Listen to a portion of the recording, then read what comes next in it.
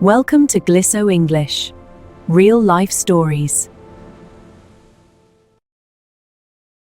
Imagine finding a lost dog on a cold, rainy night. You check the collar, ready to do the right thing and take it home, until you pull up to the address. Overgrown yard, rusted chain, signs of abuse you just can't ignore. Legally, it's property theft to keep him. Morally, sending him back feels like a death sentence. What would you do? Welcome back to the channel. Today we're diving into a story about rules, risk, and a choice that changes everything. Hit that subscribe button, grab a drink, and let's get into it. Julian's life was governed by precision. As a senior architect, he lived by strict tolerances, clean grid lines, and schedules tuned to the minute. His evening walk followed the exact same 1.8-mile loop around the neighborhood, departing at precisely 7:15 p.m. Tonight, however, a steady autumn drizzle had blurred the crisp edges of the city. Julian pulled his collar up against the chill, his leather soles clicking rhythmically against the wet pavement. He was 3 blocks from his apartment when a rustle in the overgrown hydrangeas of a vacant lot broke his momentum. He stopped. Out from the shadows shuffled a creature that looked more like a ghost than a pet. It was a medium-sized dog, likely a retriever mix, its once golden coat matted with mud and soaked through to the skin. It hovered at the edge of the sidewalk, shivering violently, its head bowed in a posture of profound surrender. Julian's first instinct was to keep walking. Unscripted variables made him uncomfortable. But as the street lamp caught the animal's eyes, Julian saw a hollow, milky fear that made his chest tighten. "Hey there," Julian said, his voice hesitant, keeping his hands low and visible. The dog didn't approach, but it didn't run. Moving with calculated slowness, Julian knelt on the wet concrete. As he reached out, the dog flinched so hard its whole body trembled, bracing for a blow that never came. Instead, Julian gently brushed aside the tangled fur at its neck. There, half buried in filth, was a faded blue nylon collar. Hanging from it was a tarnished brass tag. Julian turned the tag to the light. Scratched into the metal was a phone number and a physical address. 1422 Elm Street. It was 4 blocks away. Julian took a breath, grabbed the frayed leash attached to the collar, and stepped back into the rain. Protocol was simple: return the property. 1422 Elm Street sat on a dead-end spur where the municipal streetlights gave way to shadows. Julian's leather shoes were ruined, soaked through by water pooled along the cracked pavement. Beside him, the dog walked with a strange sideways gait, constantly checking Julian's hands as if anticipating a sudden strike. The property looked less like a home and more like an industrial scrap site that had swallowed a cottage. Overgrown knee-high weeds choked the front yard, disguising rusted engine blocks and discarded tire rims. Near the center of the plot stood a stark wooden post. Wrapped around its base was a heavy steel logging chain, its links rubbed raw where they had ground against the dirt. There was no doghouse, only a sodden piece of blue tarp weighed down by cinder blocks. Julian stopped at the rusted iron gate. His analytical mind, trained to spot structural flaws, cataloged the red flags instantly. Broken porch steps, boarded up side windows, and a stench of rotting garbage lingering despite the rain. Protocol, he reminded himself: return the property and walk away. He pushed through the gate, the hinges screaming in the quiet night. The dog immediately froze, digging its wet paws into the mud, refusing to step onto the walkway. "It's fine," he whispered, although he didn't believe it. He climbed the sagging front steps, avoiding a hole in the second riser, and knocked sharply on the warped wooden doorframe. 3 quick raps. Professional. Firm. Silence stretched. The only response was the dull, flickering blue glow of a television screen filtering through the filth-caked glass of the living room window. Julian raised his hand to knock again, but as his knuckles hovered over the wood, he felt a faint draft. The front door wasn't latched. Under the pressure of his initial knock, it had drifted open a fraction of an inch, revealing a sliver of dark, suffocating space within. The smell hit him first, a dense, foul mixture of stale tobacco, ammonia, and decay that pushed through the gap in the door. Julian instinctively took a step back, his lungs revolting against the air escaping the house. Through the 2-inch opening, the blue light of the television cast erratic shadows across the room. Julian's eyes adjusted, taking in the scene with quiet horror. The floor was a minefield of crushed aluminum cans, takeaway containers, and yellowed newspapers soaked through with moisture. In the corner sat 2 plastic pet bowls, one tipped over and dry as bone, the other filled with a dark, oily scum. There was no food, no bed, just a patch of linoleum near the wall, scratched down to the bare subfloor where something had spent hours frantically clawing. The dog beside Julian whimpered, a low, breathless sound, and tried to press itself entirely behind Julian's legs, shivering so hard its body vibrated against his trousers. "Hello?" Julian called out, his voice tight, stripped of its usual calm authority. A heavy thud echoed from the back of the house, followed by the metallic clatter of dropping glass. "Shut the hell up!" a voice bellowed from the dark corridor. It was heavy, slurred, and thick with volatile rage. Heavy, uneven footsteps began plodding toward the front room, accompanied by the muffled sound of cursing. Julian's breath hitched.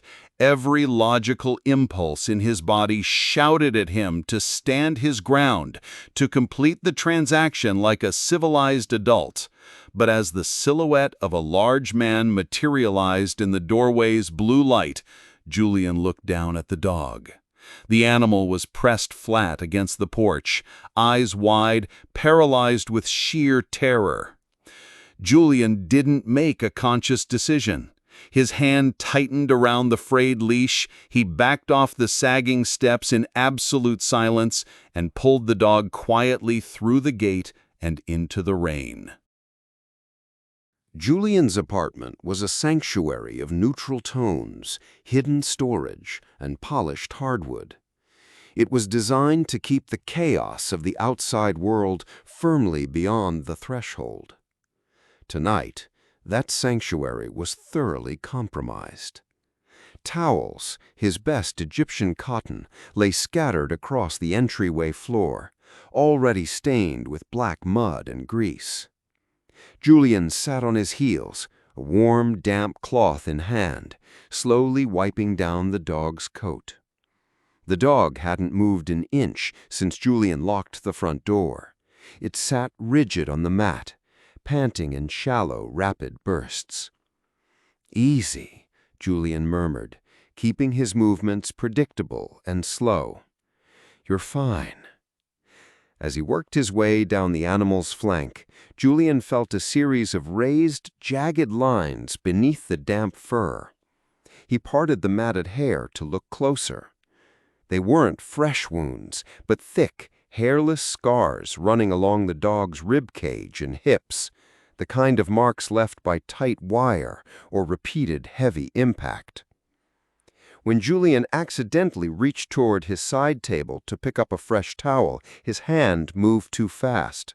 The dog instantly ducked its head, pinned its ears flat, and let out a soft, involuntary whine, curling its body into a tight ball to protect its head.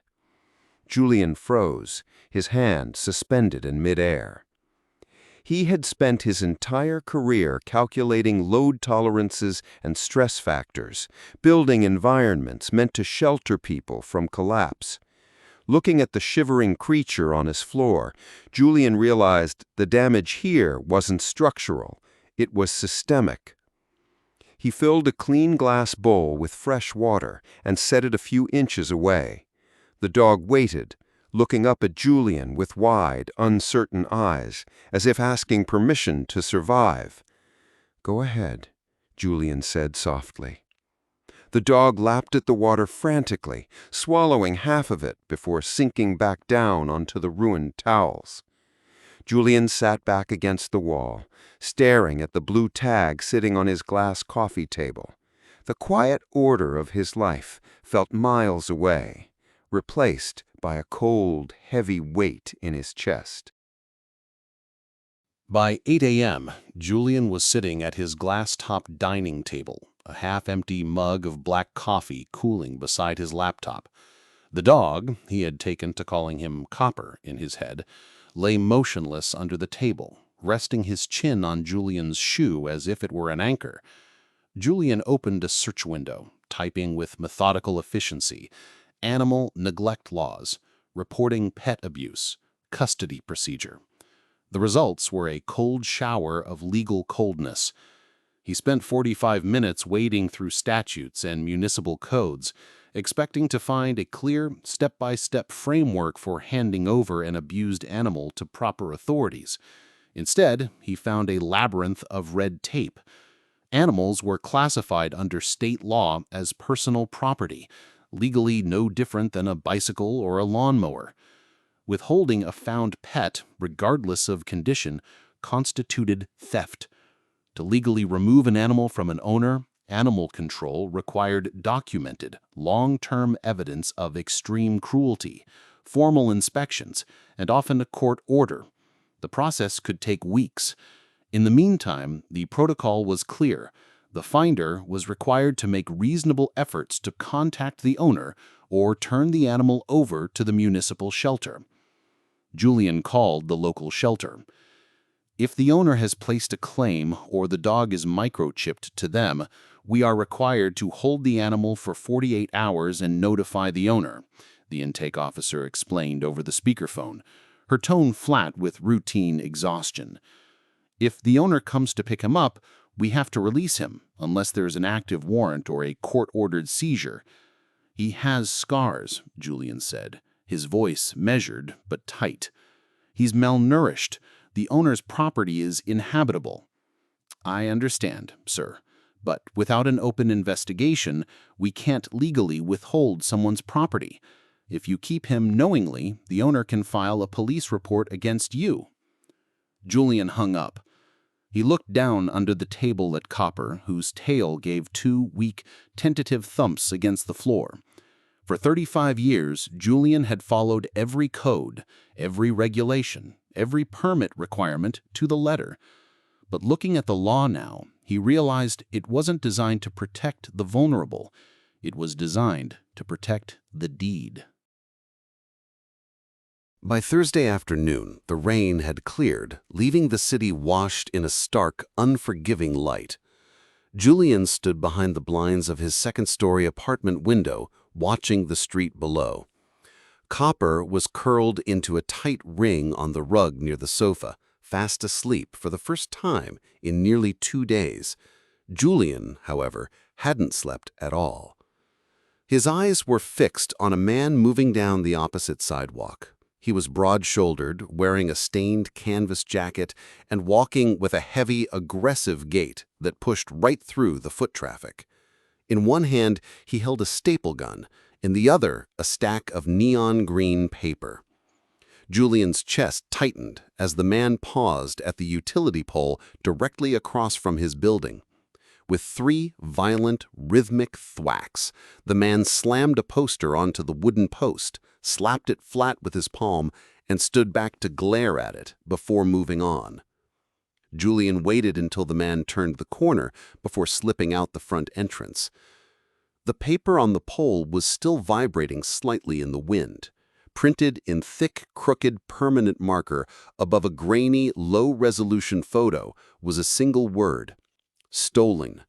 Below it, the text read, "Golden Retriever Mix, male, Answers to Buster. Reward. At the bottom was a phone number and a name. Frank. Julian stared at the word stolen. Frank wasn't treating this as a lost pet. He was treating it as a crime.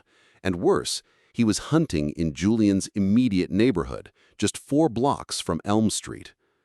As Julian stood there, a neighbor opened the door to the bakery down the street. The bell chimed, and for a fraction of a second, Julian envisioned Frank standing on his own porch demanding to enter, backed by the full authority of a police officer enforcing property laws.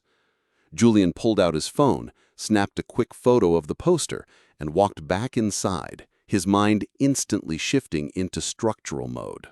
His apartment was no longer just a haven, it was a target. Keeping copper hidden locally was no longer an option, it was a ticking clock.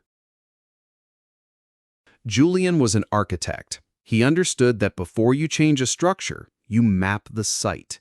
If he was going to break the law, he needed to know exactly who he was up against. Leaving Copper safely locked inside the apartment, Julian walked back toward the neighborhood surrounding 1422 Elm Street. He skipped the residential strip entirely, opting instead for the small corner bodega 2 blocks over, the natural nerve center of any tight-knit neighborhood. He bought a black coffee and stepped up to the counter, leaning casually against the laminate surface. The clerk, an older man named Sal with thick spectacles, was watching a small television mounted in the corner. "Quiet afternoon," Julian began smoothly. "Usually is till the afternoon rush," Sal grunted, scanning the coffee. Julian pulled out his phone, pulling up the photo of the neon green flyer. "I saw this posted near my building. A guy named Frank putting them up. He seemed intense. Is he from around here?" Sal glanced at the phone screen, his expression instantly hardening. He let out a dry, humorless snort and shook his head. "Frank," Sal said, dropping his voice. "Yeah, Elm Street. You want my advice? You see that guy. You walk the other way." "Rough neighbor?" Julian asked, keeping his tone carefully neutral. "Nightmare," Sal said flatly. "Shouting at all hours, police cruisers parked outside at least once a month. The town doesn't do a damn thing because he stays just on the right side of getting arrested. But the animals—" Sal trailed off, grimacing as he wiped down the counter with a rag. "That's the worst part." "Animals?" "He goes through them," Sal said quietly, looking Julian dead in the eye. "Buys some poor guard dog off Craigslist, keeps it chained in the yard for 6 months until it dies or gets out, then goes and gets another one. That dog on his poster? Second one this year. The last one disappeared, too, if you know what I mean. Nobody around here says anything because Frank's got a temper and a lot of grudge in him." Julian's fingers tightened slightly around his paper cup, feeling the heat bleed through the cardboard. Every piece of data was aligning. This wasn't a case of a stressed owner having a bad week, nor was it a temporary lapse in care. It was a pattern, a cycle. "Thanks for the heads up," Julian said softly. He dropped a $5 bill on the counter, left the bodega, and walked out into the cool air. His internal debate was over. He wasn't just hiding a dog anymore. He was staging an intervention. It was past 10 p.m. when Julian took Copper out for a brief, necessary walk down the quiet alleyway behind his building. The narrow brick lane was dark, illuminated only by the faint amber glow of service lights mounted above apartment garages. Julian kept Copper on a short lead, his eyes scanning every shadow. They were less than 50 feet from the alley entrance when a heavy figure stepped out from behind an industrial dumpster, blocking the path back to the street. It was Frank. In the dim light, his presence was suffocating. He wore the same stained canvas jacket from the posters, his jaw set in a tight, combative hard line. Beside him, Copper instantly collapsed into himself, dropping his belly directly onto the cold, wet asphalt, trembling so hard his collar jingled. The metallic sound echoed in the quiet alley. Frank stopped dead, his small, dark eyes dropping from Julian to the dog. "That's my dog," Frank said. His voice was a raspy, low growl that carried no warmth, only ownership. Julian's heart hammered against his ribs like a trapped bird, but his face remained a mask of cool, unbothered composure. He didn't pull back. He didn't flinch. "I think you're mistaken," Julian said, his tone flat, professional, and entirely devoid of fear.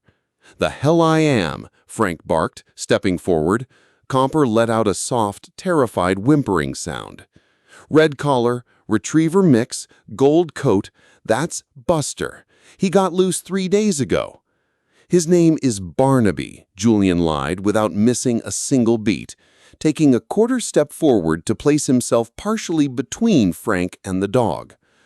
Frank's face twisted in suspicion. "Turn his tag over. Let me see the address." "I'm not doing that," Julian replied calmly, crossing his arms, "and I suggest you take a step back. You're trespassing on private property behind a residential building, harassing a tenant at night. There are 3 security cameras mounted on this alley." Julian gestured vaguely up toward the dark brick wall above them. There were no cameras, but his delivery was so precise, so devoid of hesitation, that Frank's eyes involuntarily flicked upward for a split second. "You're lying," Frank spat, though his momentum faltered. "I know my damn dog." "Then call the police," Julian said smoothly, pulling his phone from his pocket and holding it up. "We can sit right here on the pavement and wait for an officer to come verify my sister's registration, the microchip records, and the local animal control history for this area. Should I dial?" Frank stared at Julian, his breathing heavy and ragged in the cool air. He looked at the phone, then at Julian's tailored coat, and finally down at Copper, who remained motionless against the ground. A tense, dangerous silence stretched between them for 5 endless seconds. "You're lucky," Frank sneered, pointing a calloused finger at Julian's face. "You tell your sister to keep her damned dog off my street." Frank turned, kicked a loose tin can across the bricks, and stalked away into the night. Julian stood frozen until the sound of Frank's heavy boots faded completely into the street traffic. Then his knees buckled slightly. He knelt beside Copper, wrapping his arms around the dog's chest, feeling the steady, frantic beat of the animal's heart matching his own. They were out of time. Frank knew the dog was in the area. Tomorrow, Julian would have to make his final move. The blueprint for the getaway was planned with the same meticulous care Julian gave to a multi-million-dollar build. At 6 a.m., Julian loaded Copper into the back of a rented silver SUV parked 2 streets over, far out of sight of Frank's usual walking route. He had reached out through a chain of quiet calls to a contact in his architectural firm, a landscape designer who volunteered with a discreet, multi-state animal foster network. They specialized in high-risk rehomings, animals taken from situations where legal channels were either too slow or completely broken. The drive took nearly 3 hours, taking them far beyond the concrete suburbs into the rolling green terrain of upstate farmlands. Beside Julian in the passenger seat, Copper remained quiet. But as the suburban density melted away into open fields and trees, the dog's posture shifted. He raised his head, resting his snout against the air vent, taking in the scent of wet pine and open earth. By mid-morning, Julian turned onto a long gravel driveway leading toward a low-slung farmhouse surrounded by acres of fenced pasture. A woman named Sarah was waiting on the porch. She was middle-aged, with kind, weather-beaten eyes and work gloves tucked into her back pocket. As Julian killed the engine, she stepped down to meet them. Julian unbuckled Copper and guided him out of the vehicle. For the first time since Julian had met him, the dog didn't flinch as a stranger approached. Sarah knelt in the grass, keeping her body turned sideways, holding out a calm, open hand. Copper took 3 tentative steps forward, sniffed her fingers, and then, slowly, let his weight lean into her side. "He's been through a lot," Julian said, his voice quiet, his hands resting in his coat pockets. He pulled out a small folder containing vet records from the emergency checkup he'd quietly paid for 2 days prior, along with a stack of unmarked cash for Copper's food and medical needs. Sarah accepted the folder, looking up at Julian with a quiet, knowing expression. "No names, no paper trail, no address," she said gently. "He'll stay on a foster farm under a temporary ID until the legal timeline clears, and then he goes to a family with 40 acres of woods. He'll never see a chain again." Julian looked down at the dog. Copper turned his head, looking up at Julian, his tail giving a single, steady thump against the grass. "Goodbye, buddy," Julian whispered. He didn't linger. A proper plan required a clean exit. As Julian backed the SUV out of the driveway, he watched in his rearview mirror as Sarah walked Copper toward the open field. For the first time, the dog wasn't looking back over his shoulder. Julian returned to his apartment on Sunday evening. The space was pristine, exactly as he had left it. The stained towels were gone, the floor was scrubbed, and the air smelled faintly of lavender and beeswax, rather than damp fur and panic. He poured himself a glass of water and walked over to the floor-to-ceiling windows overlooking the street. Down on the corner, the neon green "Stolen" poster was still stapled to the utility pole, though the autumn wind had frayed its bottom edge. It was just a piece of paper now, a dead end. Julian sat down at his drafting table, pulling up the blue-line schematics for his latest commercial project. Everything on the monitor was clean, predictable, and bound by the laws of physics and municipal building codes. Stress loads were balanced, materials were specified to standard. Yet, as he looked at the perfectly straight lines, he felt a strange, lingering dissonance. For 35 years, Julian had believed that rules were the scaffolding that kept society from collapsing into chaos. He had built his entire life around the idea that following protocol was synonymous with doing good. But the scar tissue under Copper's fur hadn't been an accident. It was the direct result of a system that prioritized ownership over life, paper over pain. A quiet tap sounded at his balcony door, just the wind rattling the glass. Julian didn't jump. He reached out, picked up the small brass dog tag he'd kept in his pocket, and dropped it into his desk drawer, sliding it shut with a firm, decisive click. He knew the risks he'd taken. If Frank somehow discovered the truth, if the law ever caught up to the paper trail, Julian would face real consequences. But looking out over the quiet city lights, Julian felt no regret, only a calm, unwavering clarity. Some structures were built wrong from the foundation up, and sometimes the only moral choice was to tear down the rules and build something better in their place. Julian made his choice. He risked his reputation, his pristine life, and the law to save a life that the system failed to protect. Now the question goes to you.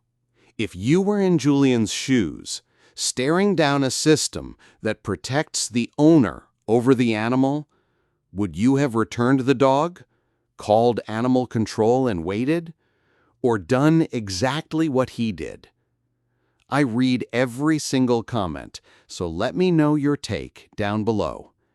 If this story made you think, hit that like button. It helps the channel immensely, and subscribe if you haven't already. You can find the vocabulary of the story down below in the description box. Thanks for watching, stay safe out there, and I'll see you in the next story. Goodbye.